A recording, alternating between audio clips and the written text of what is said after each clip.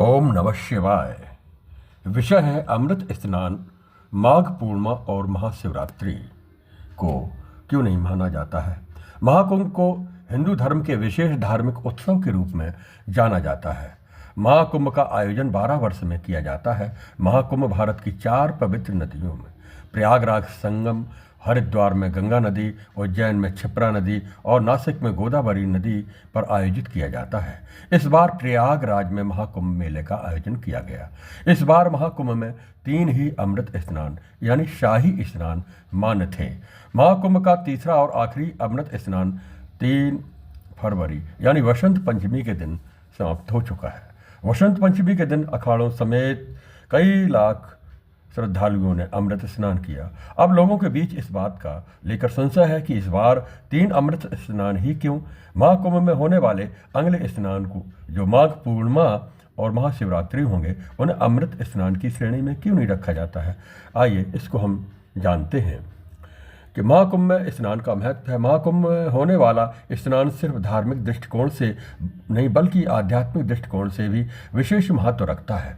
महाकुंभ में होने वाले स्नान का महत्व इतना है कि इस दौरान साधु संत और अन्य श्रद्धालु संगम पर स्नान के साथ विभिन्न धार्मिक गतिविधियों में भाग लेकर आत्मिक शांति और आध्यात्मिक अनुभव प्राप्त करते हैं। मान्यता है कि महाकुंभ में किया जाने वाला पवित्र स्नान केवल जीवन को पापों से मुक्त नहीं करता बल्कि आत्मा को भी शुद्धिकरण करता है।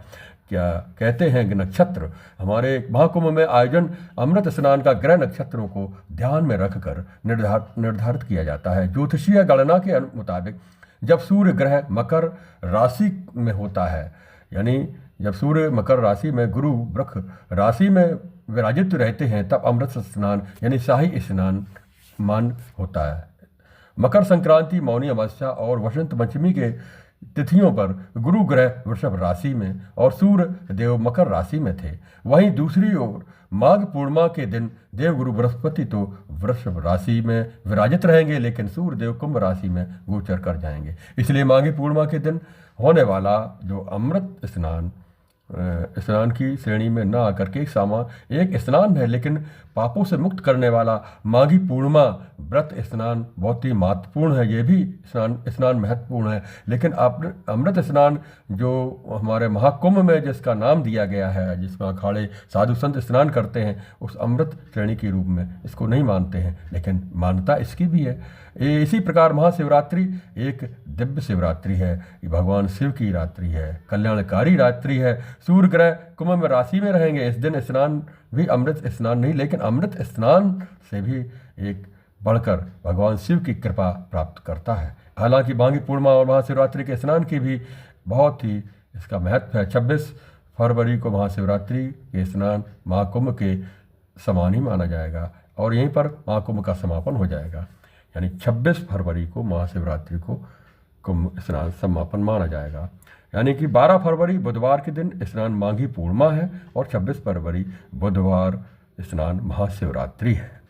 इसलिए ये एक विशेष चर्चा का विषय रखा कि अमृत स्नान इन 3 तिथियों को ही क्यों रखा गया है, यानी मकर संक्रांति और ये मौनी अमावस्या और 3 फरवरी को जो बसंत पंचमी है, इसको ही अमृत स्नान का नाम क्यों दिया गया है। इसका मुख्य महत्व कारण है वो है हमारे ग्रह नक्षत्रों को उस स्थिति में होना।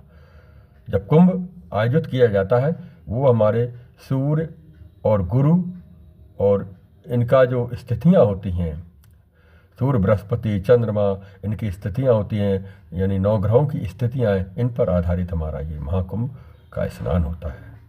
और हम दिव्य स्नान में अवश्य अवसर मिले और अवसर प्राप्त करने के लिए भक्ति ज्ञान वैराग्य को धारण करने के लिए साधु के संगत के लिए हमें कुंभ में अवश्य जाना चाहिए। महाकुंभ मेला यानी मिलन तो तभी सही माना जाता है जब सत्संग में संत पुरुषों का जो ज्ञान है उस ज्ञान रूपी अमृत में हम स्नान करते हैं, तभी हमारा पूर्ण कुंभ का स्नान होगा।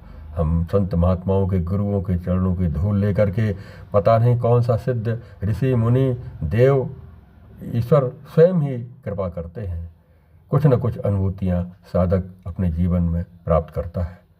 दिव्य स्थान पर प्रयागराज महाकुंभ में अवश्य हम जाएं और दिव्य स्नान में करें और परमात्मा की कृपा प्राप्त करें।